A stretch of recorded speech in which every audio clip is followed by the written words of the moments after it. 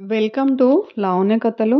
ఈరోజు మనం తెలుసుకోబోయే వ్యక్తి గురించి మాటలు చెప్పడం కన్నా ఆయన జీవితం మాట్లాడుతుంది. ఒక పేద కుటుంబం నుంచి వచ్చి ఎలాంటి పెద్ద బ్యాక్గ్రౌండ్ లేకుండా శ్రమతో, స్వప్నాలతో భారత రాష్ట్రపతిగా ఎదిగిన గొప్ప వ్యక్తి డాక్టర్ ఏపీజే అబ్దుల్ కలాం గారి నిజ జీవిత కథ. ఆయన జీవితం మనందరికీ ఒక పాఠం.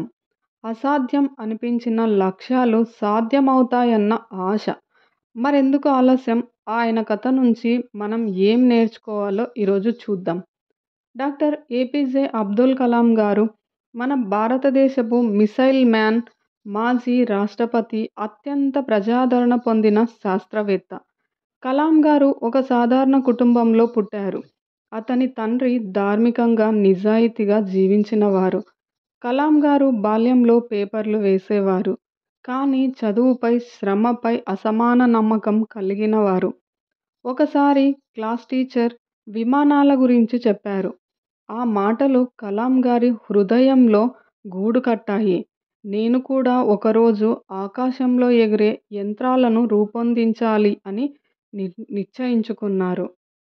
తప్పిదాల్ని అధిగమిస్తూ, నిరుత్సాహాన్ని ఎదుర్కొంటూ కలాం గారు శాస్త్రవేత్తగా ఎదిగారు.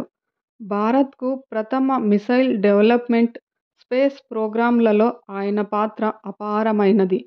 చివరికి భారత రాష్ట్రపతిగా కూడా సేవలు అందించారు.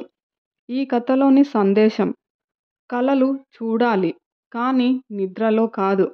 అవి నిజం కావాలంటే కళ్ళను తెరిచి శ్రమించాలి. ఇది కలాం గారు చెప్పిన మాట. ఈ కథ ద్వారా మనం తెలుసుకునేది ఏంటంటే, కలలు ఎలా నిజమవుతాయి, శ్రమ మరియు నమ్మకం ఎంత ముఖ్యమో కలాం గారి జీవితం మనకు నేర్పే గొప్ప పాఠం. ఈ కథ మీకు నచ్చితే లైక్ చేయండి, షేర్ చేయండి.